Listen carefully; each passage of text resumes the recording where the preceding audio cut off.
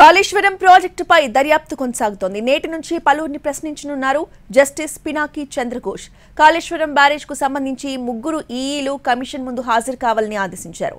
ఇవాళ ఎగ్జిక్యూటివ్ ఇంజనీర్లు తిరుపతిరావు, ఓంకార్ సింగ్, యాదగిరిని ప్రశ్నించనుంది కమిషన్.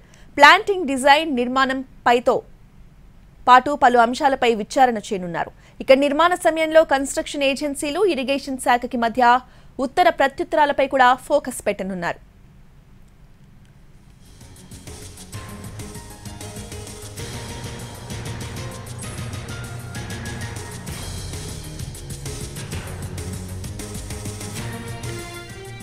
కాళేశ్వరం ప్రాజెక్టుపై దర్యాప్తు కొనసాగుతోంది. నేటి నుంచి పలువురిని ప్రశ్నించనున్నారు జస్టిస్ పినాకి చంద్రఘోష్. కాళేశ్వరం బ్యారేజ్ కి సంబంధించి ముగ్గురు ఈఈలు కమిషన్ ముందు హాజరు కావాలని ఆదేశించారు. ఇక ఇదే అంశంపై పూర్తి డీటెయిల్స్ ని మా ప్రతినిధి సుధీర్ అందిస్తారు. సుధీర్, కాళేశ్వరం పియర్స్ కుంగుబాటుకు సంబంధించి క్షేత్రస్థాయి పరిశీలన పూర్తి చేసింది పీసీ ఘోష్ కమిషన్.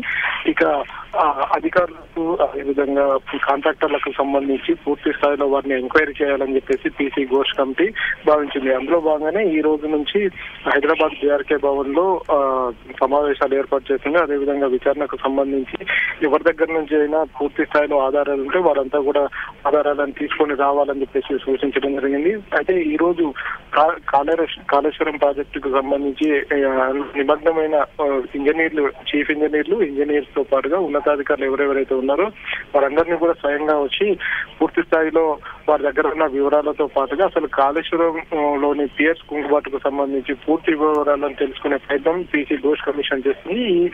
ఈ జూన్ 30వ తేదీ నాటికి పూర్తి స్థాయిలో నివేదికను తెలంగాణ ప్రభుత్వానికి పీసీ ఘోష్ కమిషన్ అందజేయాల్సింది. అందులో భాగంగానే ఇప్పటి వరకైతే దర్యాప్తు క్షేత్రస్థాయిలో దర్యాప్తు చేసిన పీసీ ఘోష్ కమిషన్ ఇకపై పూర్తి స్థాయిలో వీరి దగ్గర నుంచి, అధికారుల దగ్గర నుంచి కూడా సమాచారం రాబట్టాలని చెప్పేసి భావిస్తుంది.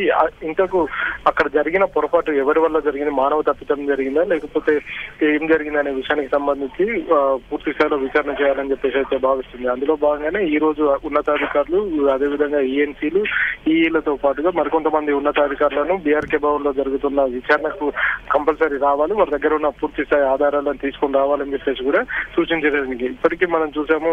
గడిచిన 3 రోజుల క్రితం అన్నారం, సింధిల్లా, అదేవిధంగా మేడిగడ్డ 3 బ్యారేజ్లకు వెళ్లి క్షేత్రస్థాయిలో పరిశీలన కూడా చేయడం జరిగింది. మరొక వైపు టెక్నికల్ టీం కూడా ఆ బ్యారేజ్ కి సంబంధించిన కట్టడాలను కూడా అక్కడ వాడిన మెటీరియల్ ఏవైతే ఉందో ఆ మెటీరియల్ తో పాటుగా సాయిల్ టెస్ట్, అదేవిధంగా శాండ్ టెస్ట్ కూడా నిర్వహించడం జరిగింది.